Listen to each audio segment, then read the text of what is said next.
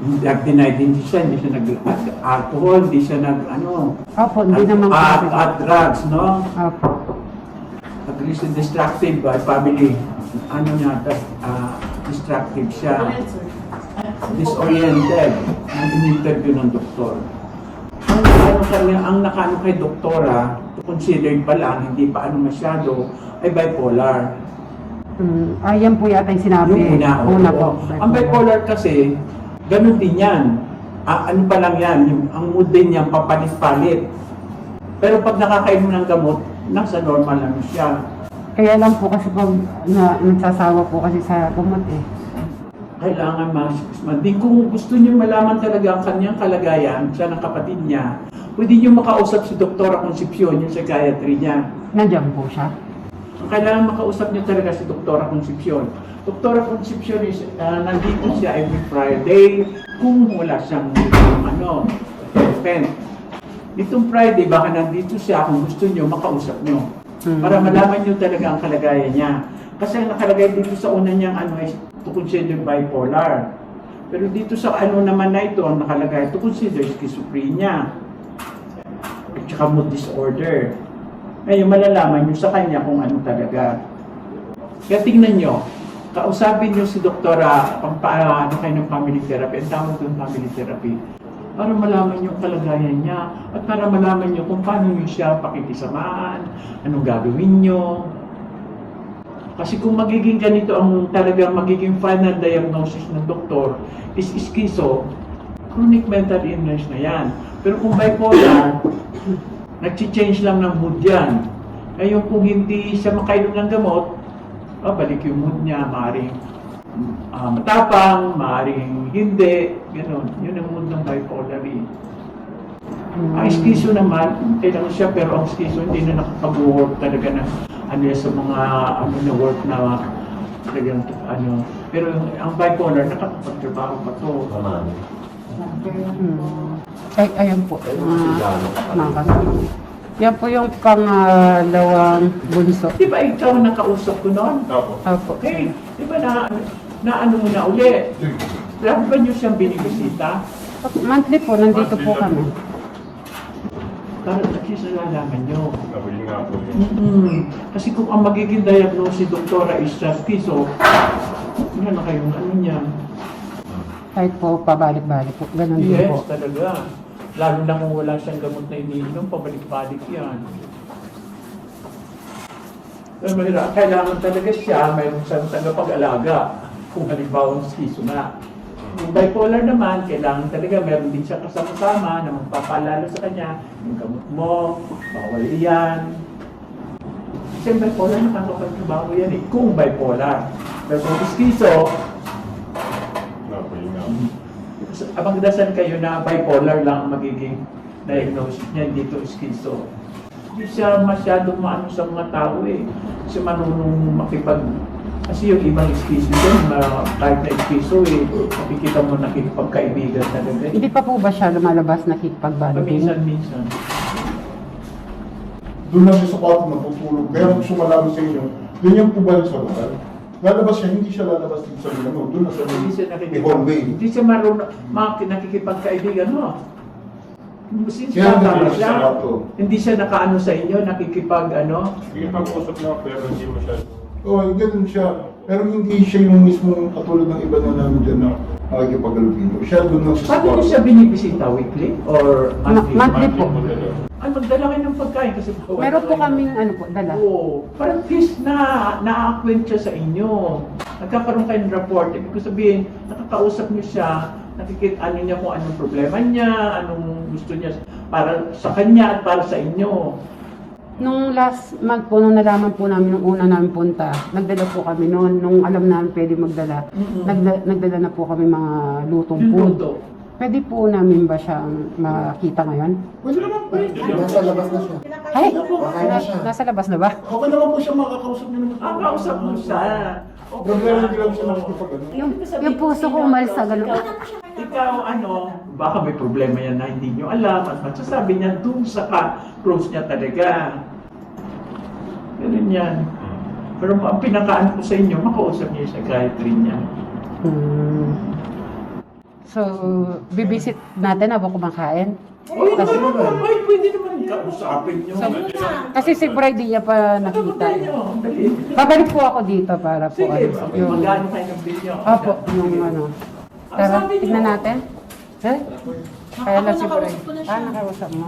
Nadala niyo na yung ano. Ikaw dyan mo. Tara. Kausapin ko si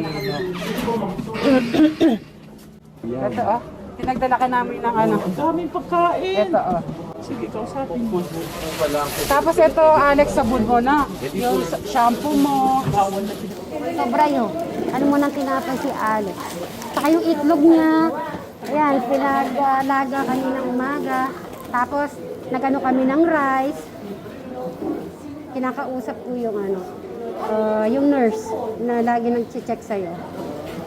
Kung ano, pumayat niya. Pero ano naman, medyo madalang yung ano niya na. Yung sa face. Tignan ko nga kung kilala kami ni Alex. Anong pangalan yung kaharap mo, Alex? Anong pangalan niyan?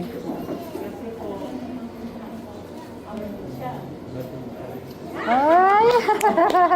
Baka na-miss mo yung ano mo, mga food. No? Pumuputi siya. Pag ano, nag-aaraw ka, ayan po. Ay.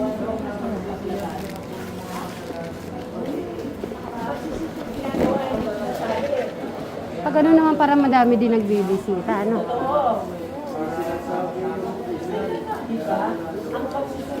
So, yan po, kumakain po si Alex. Hintay lang po namin siya makatapos.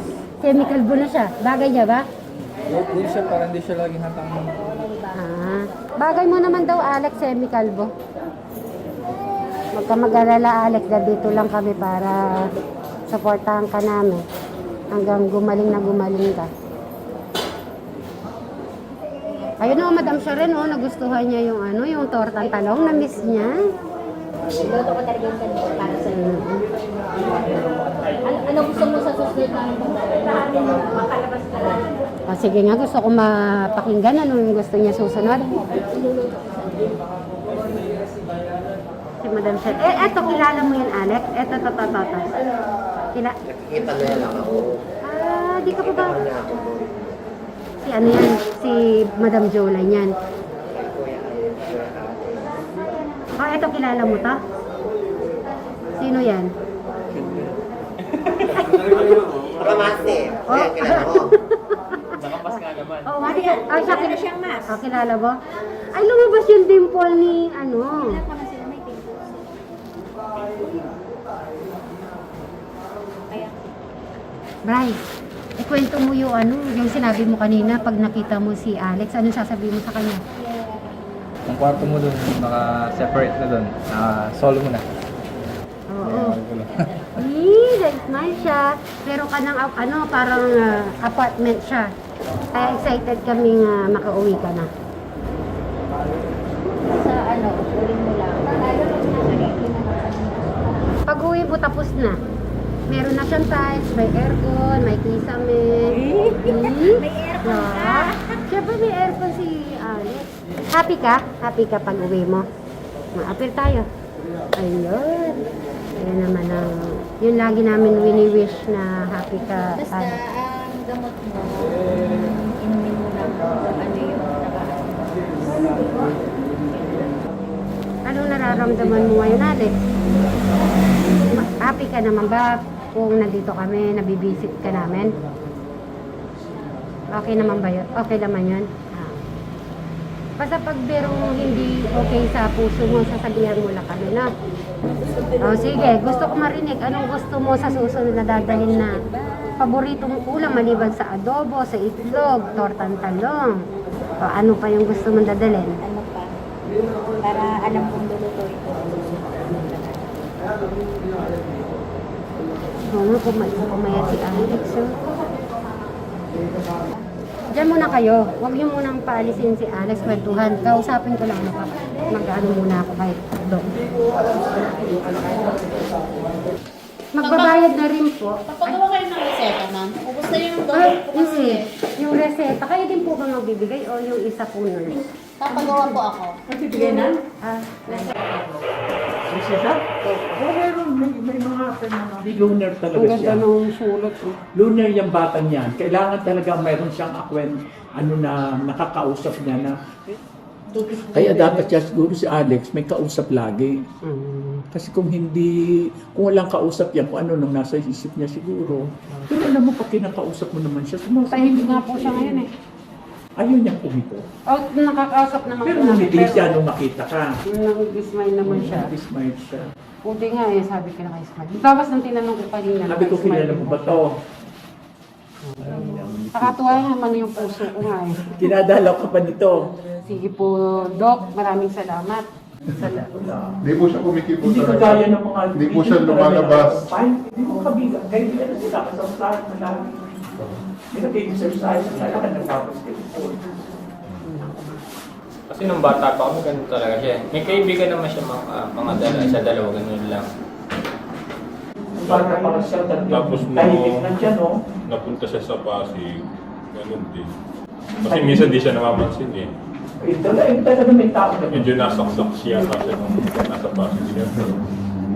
Ito hindi namamansin. Yung mga sigaya sa Pasig. Ganun na lang para makwento siya sa inyo. O sige po, check na lang po Kasi namin. kanina, alam mo, kung makita niyo si Neri, humiti siya. Ito, kilala mo?